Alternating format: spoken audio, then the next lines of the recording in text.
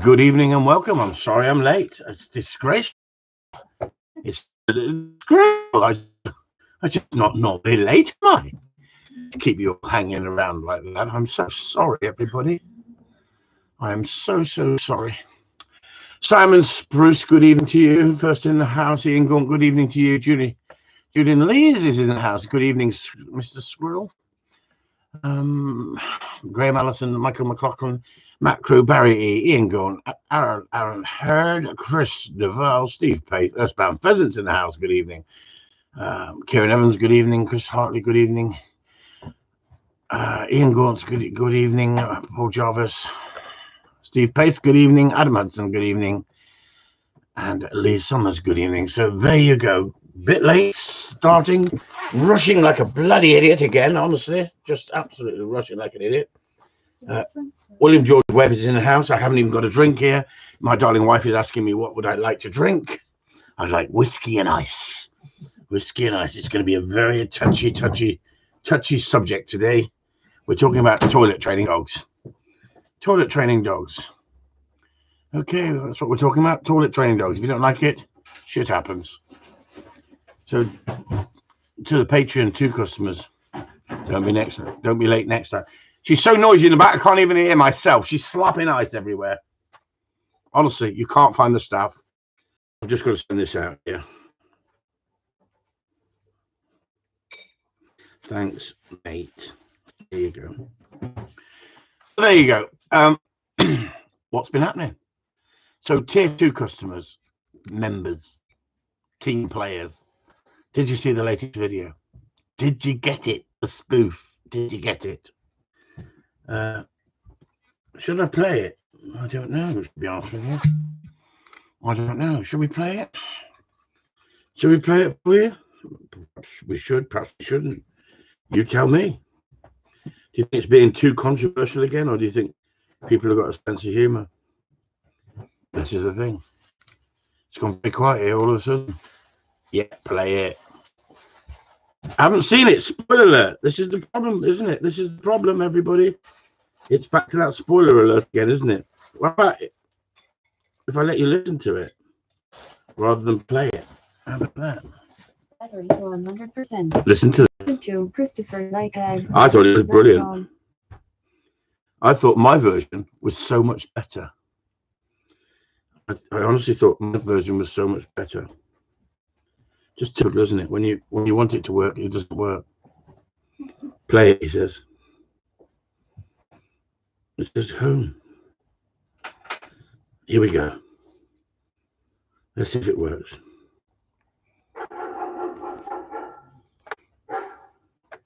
We all know it's not easy training a puppy. Don't make the common mistakes. We are here to answer your questions about when to start training a puppy. We use toilet training as an opportunity to train life's commands, including sit, heel, toilet, recall, and more. As a subscriber, if you have any questions, we can film and upload a response right away. So it really is just like having a Gundog trainer in your pocket 24/7. Coming soon on the Gundog. What do you think? What do you think then? Did you hear it? Could you hear that? Could you hear it? Wasn't that fantastic? It was like something out of the Maharaja. You know, remember when the Beatles went off to India and they took too much wacky backy? Too much wacky backy. They were doing too much gear, weren't they? Isn't it funny, innit? You can train a dog using toilet training. Train your puppy using toilet training. When to start training your puppy.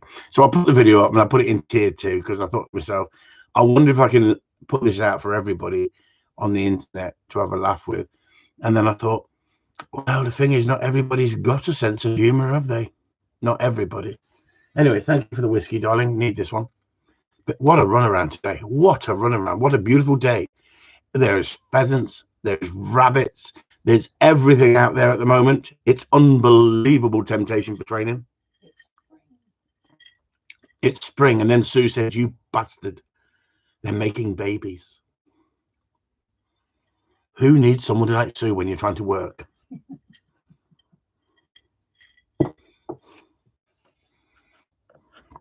So there you go. So I did put the video up in tier 2 for tier 2 people because I knew that you would have a sense of humor. First eggs today. There you go. You've been a bit sort of egg bound, have you, recently, Earthbound Pheasant? First eggs today. What eggs? Easter eggs? But your first Easter eggs? We've been a bit bound up and you've just let an egg go. What made you decide on the Volvo? Thought you liked big cars. Paul Jarvis. Stop it. I'm trying to be sensible. The sap is rising. Stop it. I think that because I've got my mule and I go everywhere in my mule these days, off-road, the Toyotas are just sitting there. And as I get older, do I want to go climbing mountains with it? Because did I really climb mountains with it? Only for the fact that I had a Toyota and it would tend to go most places. So the Swedish sold it to him. Exactly, Dave. This is it. So everything's simple, isn't it, in Sweden, except the beer. The beer is very expensive. So I thought to myself, I've always liked them. I've always liked the look of them.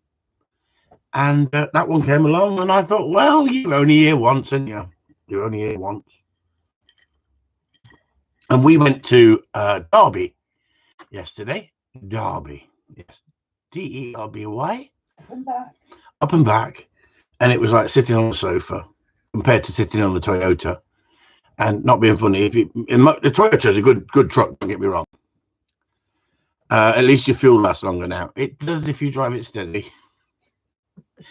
But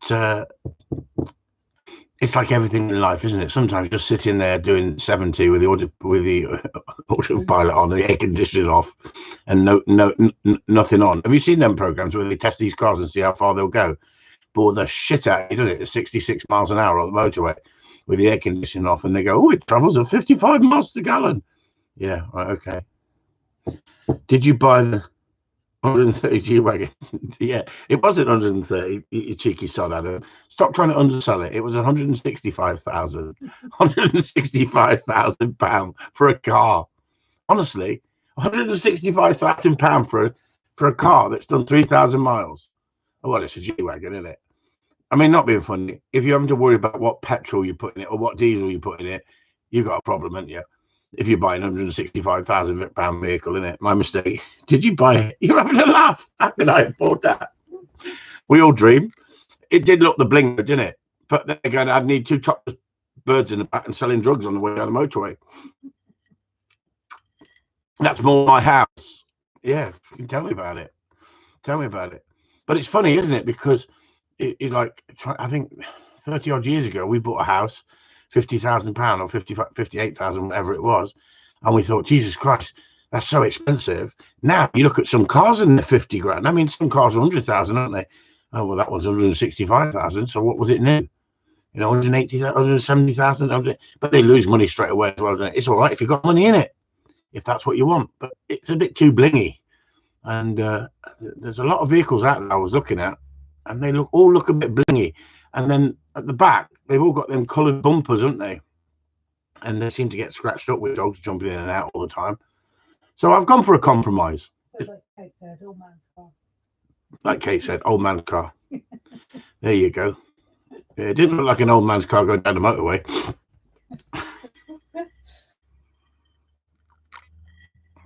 Not the bird phoenix. Can you shout me out? Not the bird phoenix! Don't know what that means. Anyway, I just said it. Did I blow your ears off? Sorry, everyone. Sorry about that.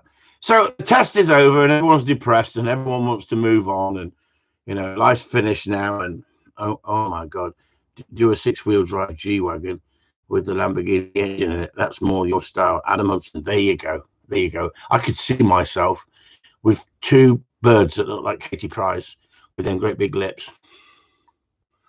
Right, sitting either side of me going, It's got some bling. It's got some bling in here. Not the bird phoenix. I'm a human. Okay, well done. Glad about that. Well done, well done. We learn something every day. Not the bird phoenix, not the rising of the phoenix. Okay. Yeah, that's what I think. That's what I think. I think the admin should just give him a rest, because he's obviously not here to talk about dog training, nor are we. Corleone cartel. Yeah, exactly. He'd be like Scarface, wouldn't it? Say hello to my little friends. But saying that, I was very tempted by the 4.6 Range Rover. Is it autograph? They call it, or something? Autograph or something. It was top of the range. It had massage seats. It had side steps that came out, and it was second hand. It was 27,000. It had done 100,000 miles. That's it. But it was lovely. But it was big. It was big. And when he says around town, it's about 16. On run, you get 30. Autobiography, that was it. I just couldn't spell it. That's all, lads. I'll sign it if you like. But I'll tell you what, beautiful looking car, and didn't it motor. I took it for a spin, and I did like it, and I was tempted. But when I went home and said to Sue, it does this round town, she went, "Oh my God." So there you go. So Pierre's saying hello to Susan. So there you go. And Susan saying hello to Pierre. And how's Prince getting on these days? Everyone wants to know about Prince, the Prince of Bel-Air.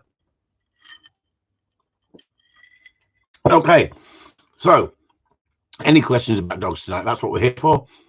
We're here to answer any questions about dogs. I hope you enjoyed the videos. I was trying to do a compilation video of the test videos. Hi, Chris. My dog's IQ Plus collar has packed up for the second time and isn't covered under warranty. They want nearly 180 to repair it. How are you finding yours? And would you buy the same make and model again? That's strange, Chris, because it may just be the fact that you're unlucky. I've got two here. Touch wood. I've never had a problem. So that seems strange, but I'm surprised they haven't give you a sort of because I think the Dr. IQ Plus, I don't think it's much more than that to buy new, is it? Yeah, sorry about that. Sorry about that. I've actually just recommended somebody else to, for one of those collars as well. Yeah, the autobiography. Yeah, it had massage seats. It had cold seats. It had a chiller in. It had everything. I think if I had that though, I'd move out of the house. I'd move out of the shed and just live in that. I'd call it my office. How much is it? What's that? What are you going to move out into? Here we go. Listen to this, everyone. How much is it? Did you see that house she perked up then? 27,000. I'll give you the money. Here we goes. Go on then. I'll think about it. Now she's thinking about it. Hi, Chris. What do you think about sprockers? Brilliant. Absolutely brilliant. I love them. TRYMK9. I absolutely love sprockers and cockers. They bring in so much business. They're fantastic. I love the crazy little bastards. You got a sense of humour to have a sprocker or a cocker. But you might be, it depends if you've got the Springer in there that's a little bit more level-headed than the cocker. Do you know what? This is getting worse, this, isn't it? This is not like a dog training site. This is, let's have a look at what's happening at Chris's. How's your new car, Sue? Why don't you tell him everything, you lot?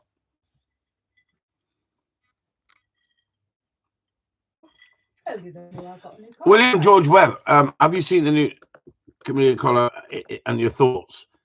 A lot of money. A lot of money. It's a bit like owning bling, innit? If you can afford it, I think that's great. But by God, wasn't it controversial? Wasn't it controversial?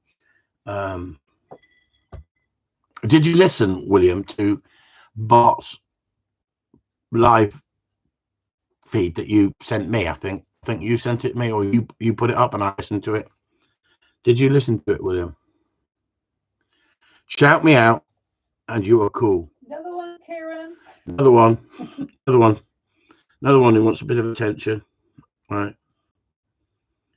So Hello, Chris and everyone. Sorry I'm late. Daniel, you're disgraceful. You are terrible. So was I, mate. Don't worry. I was 4 minutes late. Don't worry about it. Honestly, you can go back to the back of the class. So you've got people putting up pictures of their prizes. The little boys, aren't they, winding you all up? Look at that, eh? Look at that, eh? Hey, just come through. Look. There's Peter's bloody coffee mug. Now his new coffee mug. Did you get yours, Karen? Did you get yours? Did it come through? Everybody else has come through. Everybody else said they got theirs. Good old Charlie sorted it for me. Good lad he is, honestly. When you got mates like Charlie, you know you're in a winning team. Expect better, Daniel, next time. This is it. Cheeky. I've been at work. Ha ha. Hey, some of us haven't, some of us haven't. I'll tell you what. Yesterday, we met a friend at the park. It sounds a bit dodgy, doesn't it? No, we weren't dogging. We met a friend at the park in Derby. And as you come into Derby, there's a big park called Marketing Park. It's quite famous. We used to go there when we were kids. And my mate Chinese Charlie, took a picture of me and Sue in the park next to the daffodils. And we're both like, yeah, not really. I didn't really want the picture, but he loves taking pictures every time we go out, every time we meet. We've known each other since school days, and the friendship that we've got is fantastic. But my God, he then sent me the pictures. I looked at them, I thought, shit, I look like an old age pensioner. All this, all that. I look like an agent, I think. Sue looked right, actually. I thought she looked quite sexy, really, for her age. For her age. But by God, you should see the park. It was absolutely full. It was even. It's a big park as well. It was even. There were groups of people like I've never seen before. Doing some training today with Prince. I thought we were talking about Derby. Nottingham. We come up through Nottingham, come back through Nottingham, went through Ashby de la Zouch and down the M42 PA. You'll know all that, wouldn't you? Cut across where your favourite place, Leicester. Anyway, in the park in Derby, I'd never seen so many people.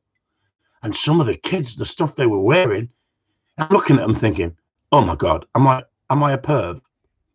She looks about 12. And I'm thinking, well, she might be 22. But my God, you can see everything. Am I getting old? Is that the sign of getting old? Come on, everyone help me. I'm a country boy now. I'm out in the country. I don't see many people train dogs out there. I mean, get back to Derby. It's like a different world, man. It's a different world. If that was my daughter, she'd be saying, get changed. That's what I said. If that was my daughter, I'd be saying, get changed. You're not walking around like that. Everything was on show. And they're laughing at me, these two, going, Anyway, she's not going to say nothing. Anyway, while you're waiting for your... I was in Derby. They look good. Yeah, this is it, Barry. Imagine you sent your Labrador across there, honestly. Right, Barry also put, Chris, spoke to Guy reference getting into trialing. He said he's a member of 63 clubs and only gets 7 runs a year. I bet he's a Labrador man, Barry. In your experience. I know Guy Reference. Guy Reference. Is that his name? Or is it Guy Reference getting into trialing? Spoke to Guy Reference getting into trialing. Perhaps it's a different guy. Perhaps it's a guy that you know, not Guy Reference. I know a bloke called Guy Reference. Only get 7 runs a year. Is this the norm in your experience? Oh yes. And guess who gets the runs every time without fail? The film stars. That's what happens when you join the club. Welcome to the club. Pigmart. Yeah, another one. Yeah. Chris, what is the best way to train working Springer in hot weather, e.g. southeastern US? I recall you saying something about value in the head, which can ruin the dog. I would not train in hot weather, unfortunately. You'll just mess your dog up. It's as simple as that. You can't cope with the real heat. You know, you can train for about 10 minutes and that's it. It's better to train it in the evening time when it gets colder. 63 clubs. How much is the membership? Roughly about £12 a club. But it used to be the same with Spaniels. Going back some years, to get runs in Spaniels with Spaniels was very difficult as well at one point. You know, you may end up with 150 people entering the trial and 12 dog stake. But in spaniel trials, you know, if you're in the top sort of 30, most of the time you get a run because so many people pull out when they see who's on the card, and that's what happens. What happens is when you enter, then the card comes out and you see all the film stars on there. A load of people just pull out then because they know they don't stand a chance against the film stars. You've got another question here from Lee Summers as well. Chris, when I blow stop whistle, my bitch comes to me to sit. How do I get her to sit? Whereas, Well, Lee, when you blow your stop whistle, the dog should stop, not come to you.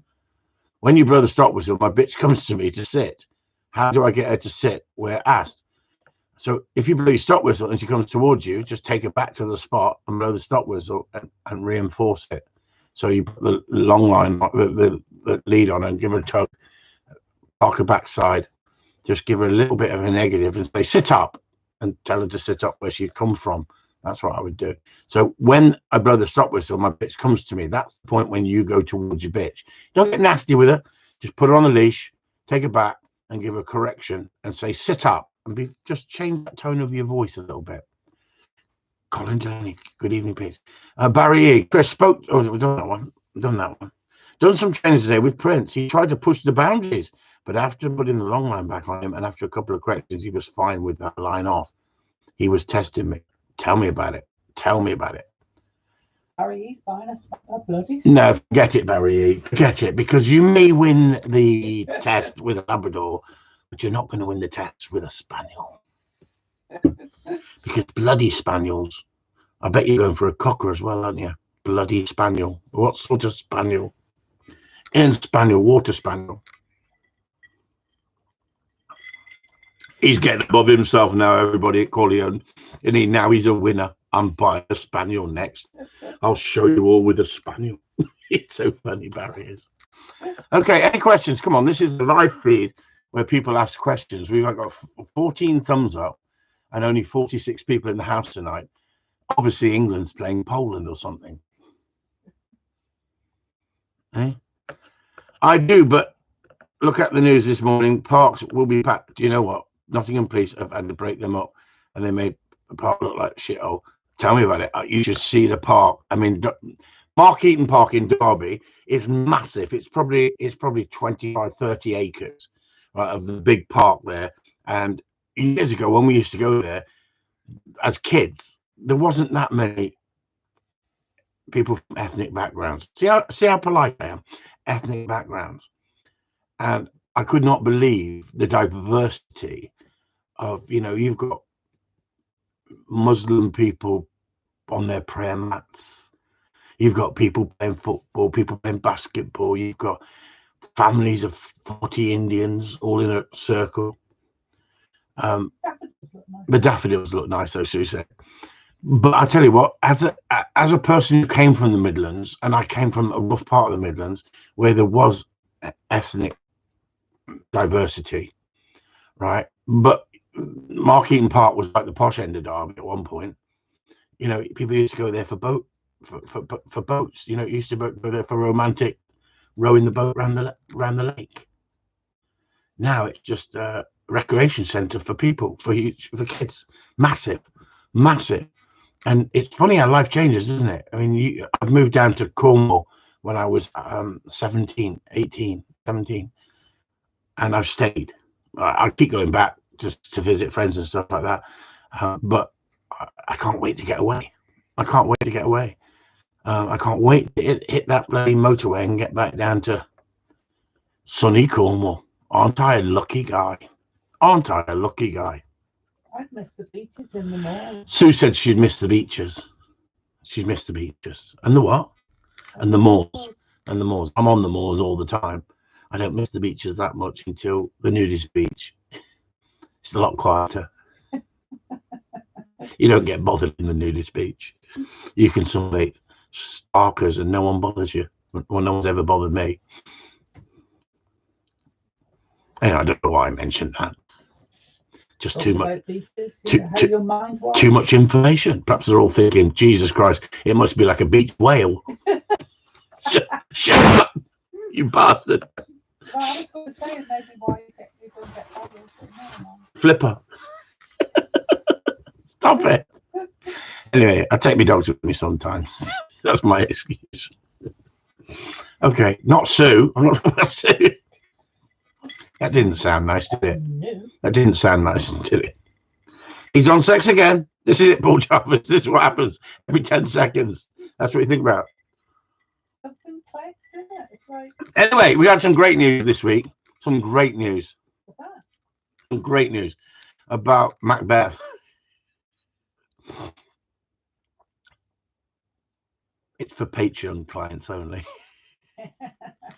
See Sue in the background going, oh no, he's not going to go there.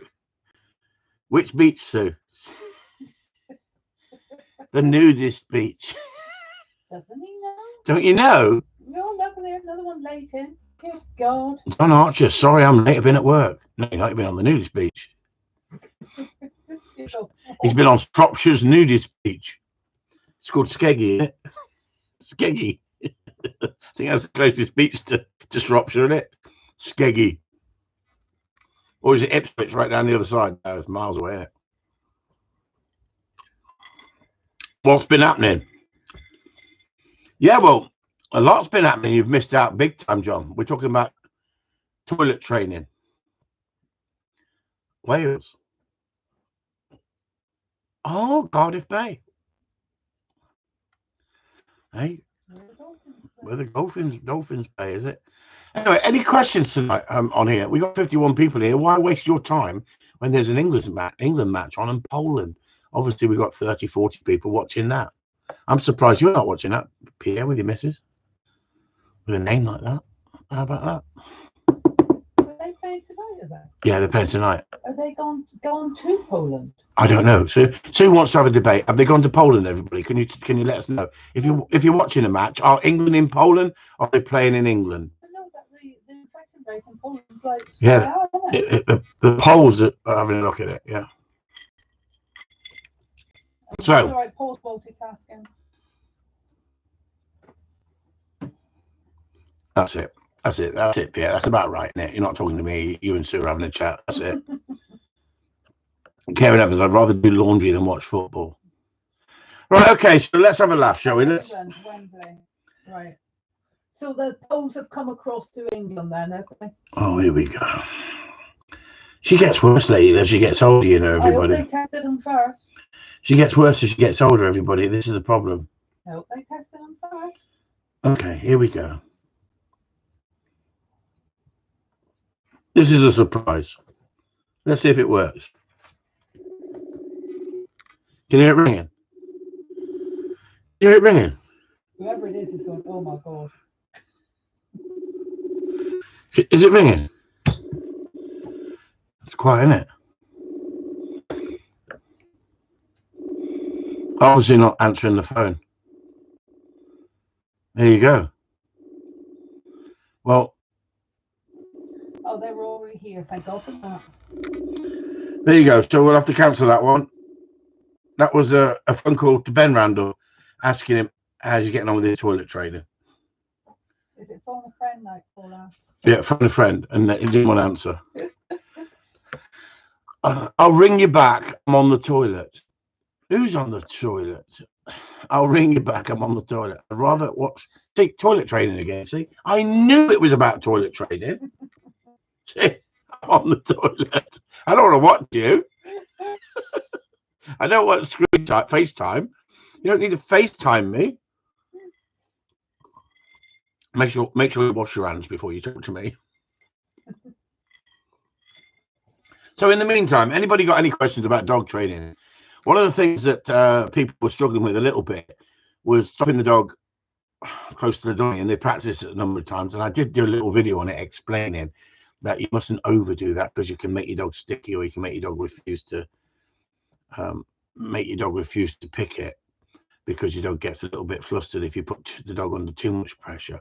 The idea is, people say to me, yeah, but why would you want to stop the dog on the way out to a retrieve? Well, you would, because what happens if you send your dog for a retrieve of a bird that you think is dead, and then the bird gets up and off it goes after a bird that flies low and goes towards the road? You want to be able to stop that dog. So it's a good thing to have that in your locker as part of your training, but I wouldn't go making too much of it with a young dog. So anybody who's struggling with a young dog, don't worry about it. And at the end of the day, we just had to make it a little bit more difficult for everybody. You know, Harry Merritt says we don't want to hear the plop, Karen. There you go. Susie Parkinson's got a question. Hello, Susie Parkinson. How are you? At what age? See that? I sound like Ben Randall then, didn't I? Oh, hello, Susie. How are you? At what age do you start to double up the dogs in the kennels and have 16 months or bring a 14-week-old and with 4-year-old in there, keeping them separate in kennels whilst you're young? I like, if I've got a young dog and it's you know, 16 to 18 weeks of age, I will put it in with another dog, especially a softer dog, a bitch or a softer dog, because I like them to have company. I don't want the pup pining for me. I want the pup to be able to switch off. But normally up to that age, I'm free feeding. So as soon as I start to take the food away, because I don't want the other dog to get hold of that food, I will give the puppy like 3 or 4 or 5 hours and then take the puppy back into its self-isolation, because I like to give the free feed for the puppies. So when they're eating, they're not filling their bellies up and in 2 sittings or 3 sittings. They just go and eat it when they want to eat it. And I think their bone development and their structure development is better doing it that way. But not everybody can do that. So if you haven't got a kennel and you've got that situation, but in that situation, 14 weeks is sometimes a little bit young. I would normally take the young dog out in the backfield to run with the other dogs as well, but Buddy's a little bit boisterous and I don't want the young dog being knocked over. So I take the young dog out with the older dogs that I will just move around the pup, not run into it.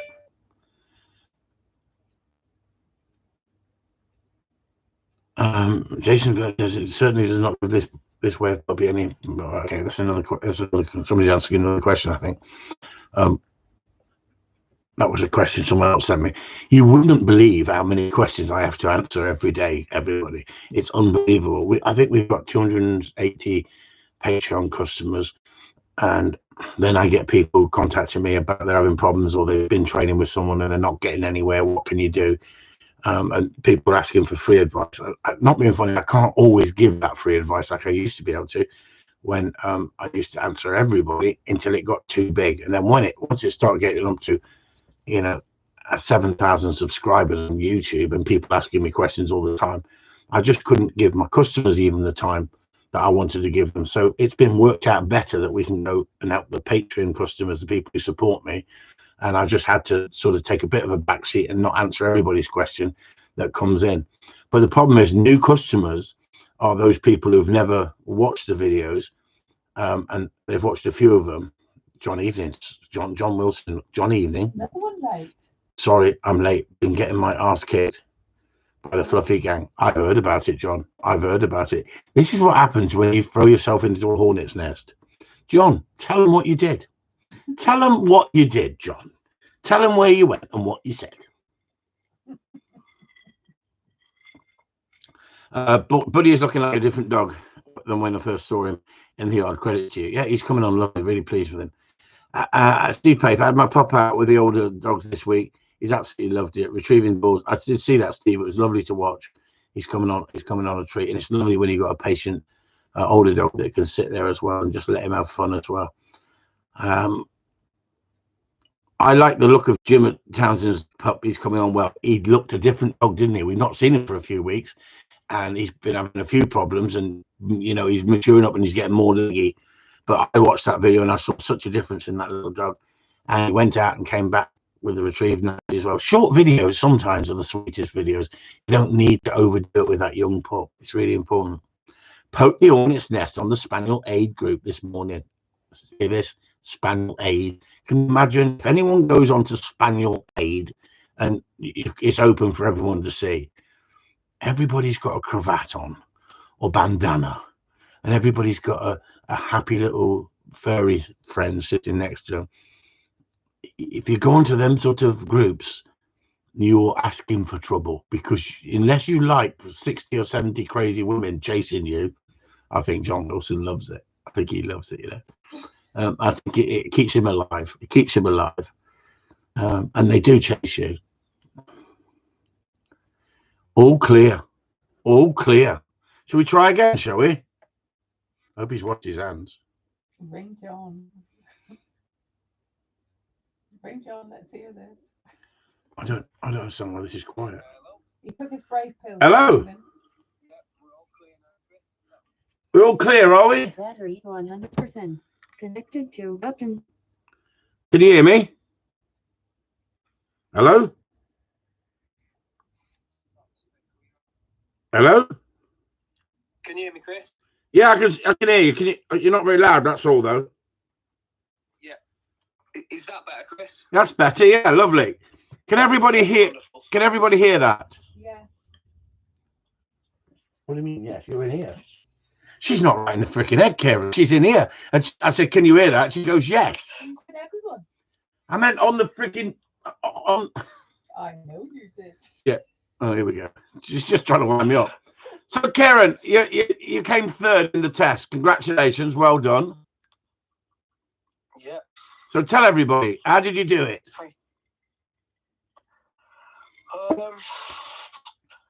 Through making a lot of mistakes in the early days with Cooper. To be honest, I learned so much from Cooper. Obviously, if Sheldon was my first dog, he would have probably been as poorly trained as Cooper. I think you have to have that first dog to kind of... It's hard to explain really, but you don't see where you're going wrong in the beginning. You know what I mean by that? You're not understanding little things like... Things what I'll pick up on now is just like... For instance, movement. I can move my arm, and in the beginning, I wouldn't realise, and I think, why is my dog moving? You know, and now I can see that when my dog does move, I've caused that. Yeah. You know, it was something what I've done with my body language or little things, so then I can realise what I have to do then to put it right. And with Sheldon, I've never done as little training with a dog. Like, obviously, he's had a lot of training, but it's been in small doses. Yeah. I haven't rushed it. It's just been building in baby steps, basically. Starting with putting the sit on the dog at 5 feet away and doing it at 8 feet and 15 until eventually it just becomes more fluent, doesn't it? And now he understands exactly what he's asked for him. Funnily enough, today, one thing what I've wanted to do, just for a little bit, you know, just something different, is I wanted to teach my dog to sit, stand, and down, you know, just as something different to practice. Right. So today, all we've worked on is the down, because it's just something that I haven't taught in the past. So that's what I've been doing. Paul Jarvis said Sheldon was probably easier to train, though. So was he, Kieran? Did you hear that, Kieran? He was what, sorry? She said, Paul Jarvis says, Sorry. Paul Jarvis says, Sheldon was probably easier to train, though. 1,000,000%. But again, it was... I think it's all down to knowledge. And again, he has got good breeding, Sheldon, which I do. I think good breeding and good training is massive. Like Cooper, even if I had put the exact same training into Cooper, I don't think I'd have got the same dog. I'd still have that naughty testing, you know. The other thing what I did with Sheldon as well is, well, I put the stop. Cooper, I only put the stop on Cooper at like 2 years old because he was 1 by the time I got him. Yeah. And he had a lot of freedom as well, you know, because I didn't get him as a pup. I just took him on because I couldn't see him get past to another house. So did you think that the cape helped? The cape definitely helped. I mean, Because you've got Michael McLaughlin asking that question, and then you've got Gary Marriott saying definitely the cape and the mask. The mask must have made a difference. well, it's like you remember the remote you had where you could just say go left and it'll go Yeah, left. yeah. That's exactly like the kind of thing that mask was. You see, It's like Bruce Lee in the Green Hornet, wasn't it? Remember that? it had a special microchip in that mask. Yeah. Second I pressed the button, the dog just knew it. Just went sit, boom. Yeah, that's it. It looked good in that red. You can get yourself one of those masks. Yeah. So make yourself dog do everything that mine does for $55.99. That's the way, boy. That's the way.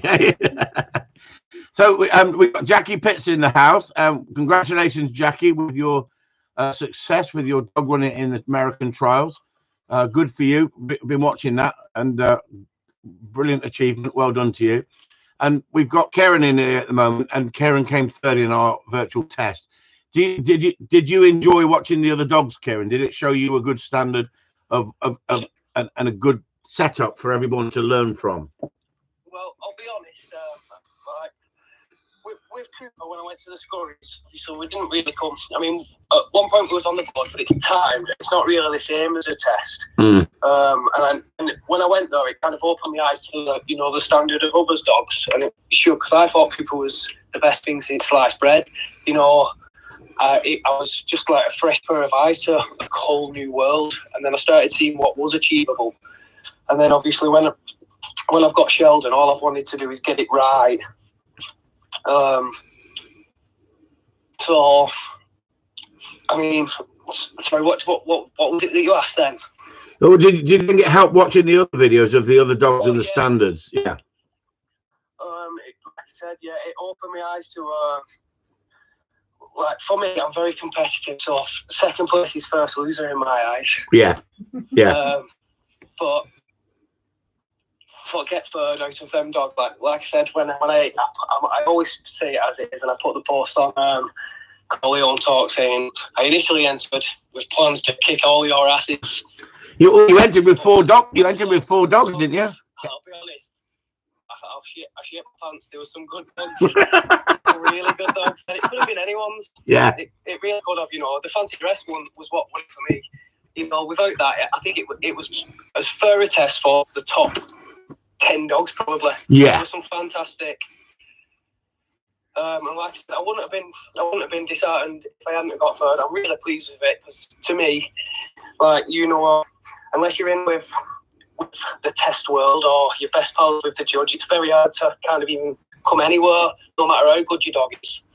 I've been to a few tests just watching myself, and I saw some dogs what I thought, wow, that dog was fantastic. And I've seen other dogs where I didn't stop on the whistle, taking twice as much ground, being told what to do every 10 seconds, and that dog got put out, and the other dog was put through. You mean trials, not tests? No, this was at a test. Right, because you don't very often get dogs put out very often in tests. Normally they'd mark them down on that particular test, but in trials you get put out. But a trial is completely different to a test. A test is with dummies and a trial is with game. It was at. I'm not sure. I may be wrong, but I'm pretty sure it was.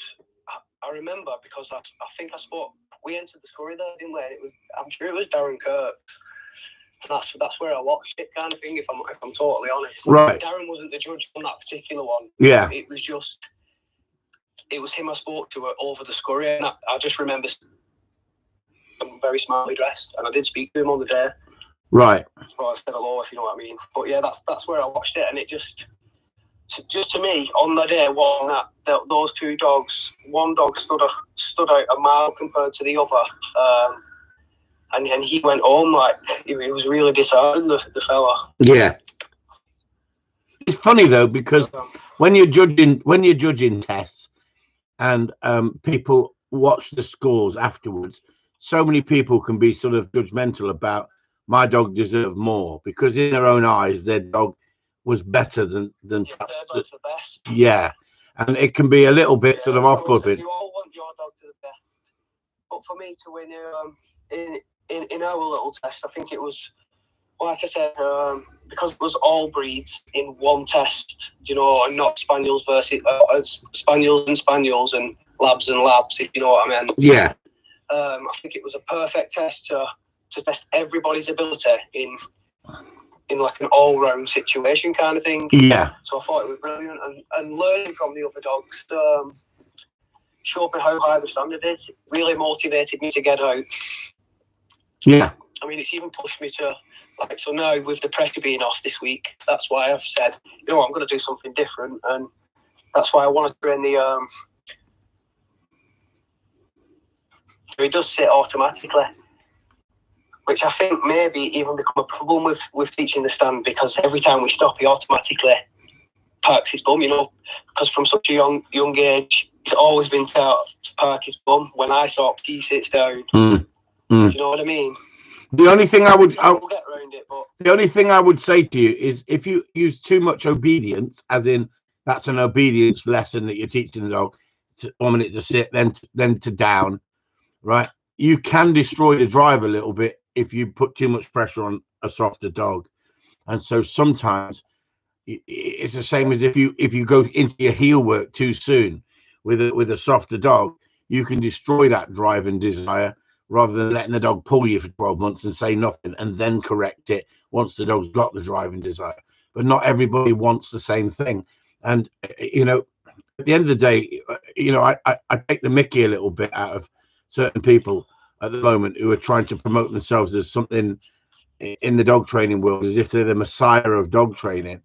But if you are dealing with Joe Public and you're not dealing with competition dogs, then you train Joe Public completely different to you train a competition dog. It's as simple as that. yeah, of course. But if you just want to win with competition dogs, you've got to be better than everybody else. And so not only is it just obedience, because obedience alone doesn't win nothing. You've got to have a dog on the edge. You've got to have a dog. Yeah, the desire. And that podcast that I was asking on here a minute ago, whether William had actually was going to talk about it, about Bart. I don't know if you listened to the podcast where he was saying about, in a minute, the way things are going, you're not going to be able to use correct, and you're not going to be able to use punishment, discipline. You're just going to have suppressed dogs from the start. You're going to have dogs that are flat, and then them dogs don't need to have, they don't need to have pressure put on them and learn to cope with pressure and switch the pressure off. Because if you don't allow that, because you suppress them and turn them into what we call robots, you know, performing monkeys, you know, an organ grinder's monkey, you know, anybody can obedience train a dog. It's simple. But obedience doesn't mean you're going to have a competition dog or a dog that, you know, say the average guy goes out and he hasn't got a lot of game, he hasn't got a lot of ground, but he has to go and really look for his birds. He wants a dog that'll hunt concrete, as they say.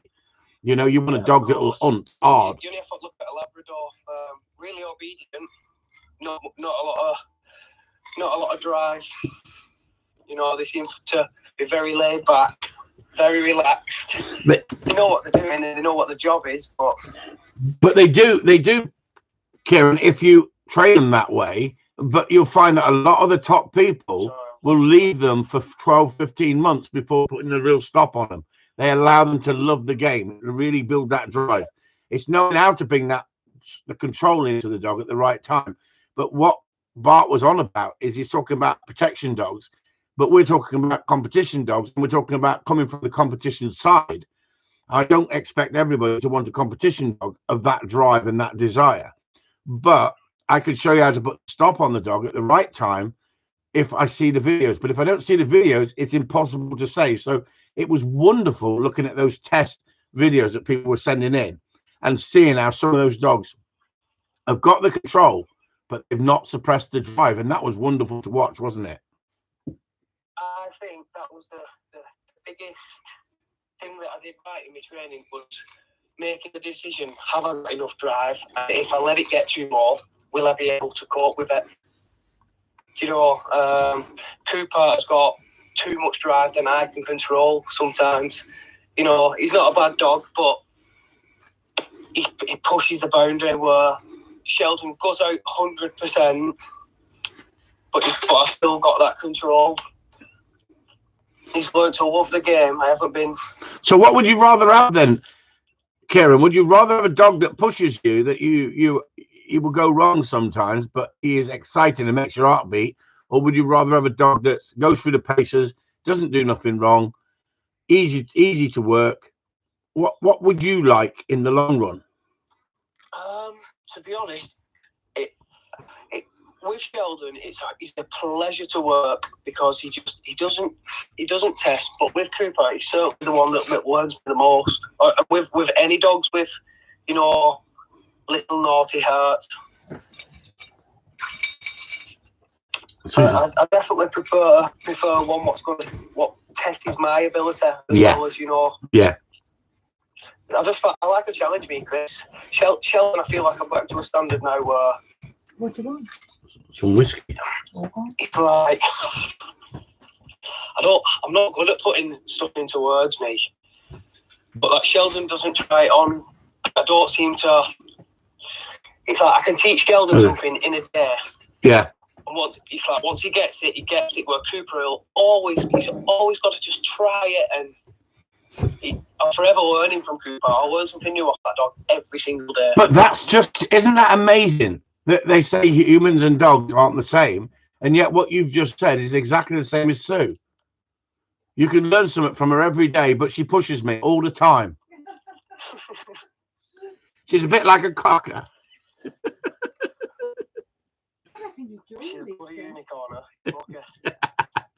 Anyway, Kieran, that's absolutely fantastic. Thanks for coming on, and thanks for letting everyone know what the situation is with your dogs. And that's the important thing about it. Each dog's different, and I bet Kieran's learnt that so much with all the dogs he's had now in his hands, and he's had to work. He realised how each individual dog is so different, and that's exactly the same as training with clients. Everybody, each person is so different, and that's the thing. You're not only just having to work. You know, Chris, go on, yeah.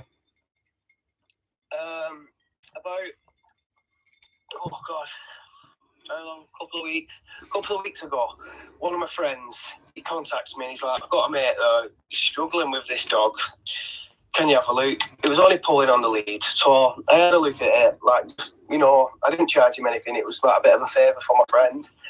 And when I got there, the dog was Spitz. It just looked like my dog. So the guy ends up telling me he's got his fantastic paperwork and blah, blah, blah, blah. And before I end up leaving, he ends up showing me.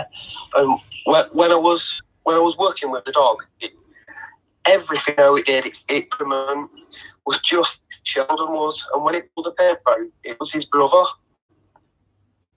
His exact brother at the same age. And it just showed me that all them dogs out of that litter must have been, there was definitely well bred, I think.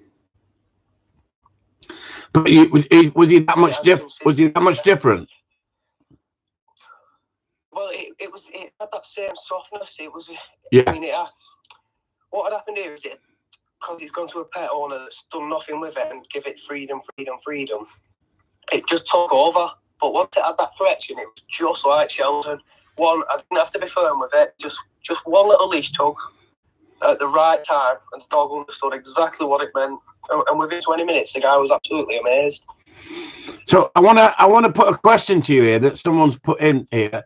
It's the same sort of person who asks the same sort of questions all the time. I'm sure he's just looking for a bit of trouble. Karen, are you happy that Sheldon runs round you when he's delivering a retrieve? He's a bastard, that Ian, isn't he? Isn't he a bastard, eh? What he does is he comes in and then sometimes he doesn't run round me. He does a circle in front of me. What I've found is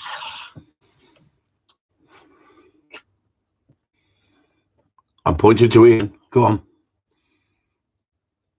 It's like his brakes. I don't know.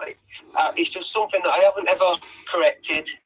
If I wanted to sharp it up, I reckon I could, and I'd do it. I'd just put him on the long lead again, and as he went to do it, I'd just guide him in and sit him up right in front of me. But yeah, again, it's just something that's not bothered me majorly. I wouldn't do that, Karen. I'm quite happy. I wouldn't do that. What I would do, if you want to tidy that up, if I was you, if you want to tidy that up, when he comes in, blow the stop whistle. That's all you have to do, instead of letting him get into that habit of doing that same circle. Right? I knocked you slightly for that in your run, but I also knocked you slightly because you were clicking in the hunting. Yeah. Right? If you'd not done that, the pace of your dog was as good as any dog there. And what you have to do as a judge, you have to look at the whole picture, not just a small part of the picture. And to me, is the obedience of a perfect delivery more important than a pacey dog or a slow dog? Give me a pacey dog with a bit of go in it, all day long. So the judge is going to judge what he likes, isn't he? What he desires. So if you gave me a dog doing it perfect, but was doing it with very little pace and drive, I'm not going to give that dog so much for that, but I'm going to obviously up his score if he comes in nicely with a retrieve, like, you know. But the difference is I want to see that retrieve coming in fast, and I don't want to see the dog suppressed. And so some people look for everything in the picture, but I don't look for everything. I'm looking for what I want to look for, and I work on the. Ian said I had similar thing with. And again, that's why I suppose every test is different. It all depends on what that judge prefers on that day. If you've got a dog hunting in front of you and it's going like stink and you're blowing a whistle every 7 seconds, I'm not going to knock you if the dog's turning. If the dog's not turning, I will be knocking you because I'll say the dog's not listening. The dog's not listening to the whistle. But if you've got such a driven dog in front of you that it's an handful to hold on to, but he's so exciting. As long as he's turning when told, I'm not going to knock you for that. Well, another judge may go, "Now give me a freaking softer dog than that all day long, because I'd shit myself watching that or shooting over that." I like a dog that makes my heart beat. Quite a few of them have said that. And quite a few people on here have said that. Give me a dog with drive all day long. And that's why I think that a lot of people follow me, because they see the dogs enjoying themselves and not couch potato robots that, you know, come out and just do obedience. Because that test we did doesn't really show the true concept of the dog. Really, the true concept comes out when you go in the real field and you work it in the field, because I bet your soft dog then comes alive. Oh yeah, 100%. And he won't run around with a game in the same way, because they come alive with it. See, and to run a dog in a test and do well in a test doesn't mean you can do well in a trial or in the real world out there. So I want to thank you, Kieran, for coming in and having a chat. Brilliant having a chat. Oh, thank you for bringing me. Thanks a lot, and I'll catch you later. Speak to you soon. Cheers. Bye. Bye-bye. Bye. So there you go, everyone. That was nice, wasn't it? That was Kieran, who came third in the test. And it would be nice to speak to the other two test people if they wanted to speak. We could always do that over on Corleone Talk if you want to go over on Corleone Talk. I'm completely easy if you want to finish off and watch the England match and see if the Polish are giving them a sorting out. So let's have a bollocks there for Kieran. He's put a lot of time into his dog. He put a lot of effort into it. I've watched him develop. I've watched him grow, and it's nice watching someone develop with their knowledge and their understanding and their skills, and then they reach out to help other people as well. And that's what this group is about, everybody. This group is about other people who've gained the knowledge, gained the wisdom. They can then reach out and help others, and that's what it's about. So I say well done to Kieran. His first award, I think, that he's had in competition. Okay, it's not Kennel Club registered, but I think we had a better time than the Kennel Club registered stuck up freaking tests that they do sometimes. I think everybody had a good laugh, bit of fun for everyone, and that's what it's about. So well done, and thanks for tuning in. So Chris Upton is going. We got 1.5 minutes left. If anyone wants to, tier 3 for Kieran. Look, Paul Jarvis, he's promoting him already. Look, there you go. I've been watching now. I think we've been running this for a good few months now, and I would say we've got 3 or 4 people that we could take over to tier 3 at the moment, and I'm watching it with interest at what input people are putting in, how much input they're putting in with the group, how they're helping others. And they're the people that I'll be promoting into tier 3 and taking on to the next level to become sort of not ambassadors, but to be able to help people in their area with gun dogs and help them develop and move forward as well, the way they've learned. And like Kieran said, you know, it's been a big learning curve. You're making mistakes with your first dog, but don't forget, Kieran had that dog at 12 months of age, and he didn't put the early day training into it, and so he had to adjust the training. And that's where the real skill comes into it, everybody. The real skill comes into it when you have to adjust the training and change the dog's behavior. I think the group is going from strength to strength on Patreon. I think there's a lot of like-minded people on there. all got the same sort of interest, all willing to help each other. And I think it's a credit to a lot of you who's joined that and are willing to sort of reach out and help other people. Like I say, hopefully we'll be coming out of this lockdown, and I'll be setting up some dates for people in tier 2 to come down and have group session training with 4 or 5 of you. We'll be doing it in smaller groups. We won't be taking in 30 or 40 people. We'll be taking small groups of people who have committed themselves to tier 2, but I'll also be helping obviously people who come down and book for lessons in tier 1, or people who have not even in Patreon. And we'll be hopefully putting up those new videos of people who come down here with their dogs who are struggling. Trying to mix it up. I'm trying to make it interesting for everybody. And thanks for joining in, and thanks for watching. So if we get 10 bollocks, we'll go over to Quality and Talk. If not, that's it for the evening. So we want 10 bollocks. If we get that, we'll go over to Quality and Talk, where everyone can have a chat. Stu, you bollocks. She just doesn't want to speak to me. She wants me to see. She's trying to get rid of me already. Okay, not there. See you later then. I'll come down with my new Spaniel Aid group if you want. Yeah, Spaniel Aid. Bring them all. Bring them all, John. Please, she says. I'm freaking doing my head in, that woman in the background. Honestly, she's doing my head in. Thank you, Jackie. Nice to hear from you. And I bet you're ready to go sailing again, aren't you, as well? I bet the weather's getting better as well, isn't it? Can't do Quality and Talk tonight. Early start for tomorrow, bollocks. No problem at all. So let's leave Quality and Talk for tonight, unless somebody else wants to open up a room and help yourselves, chat away. So catch you all later. Chris Upton signing off. Going to go back to his dark room after the wife's confused me tonight with she wants to go praying. I didn't know she was religious. She wants obviously to go praying.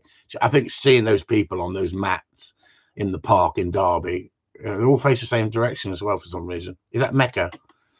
I thought that was to do with Paul McCartney, in it. Mecca, or was that Mecca? Okay, so proper job, Sue. Good night, everybody. Chris Upton signing off. Just waffling now for some frigging reason. Cheers.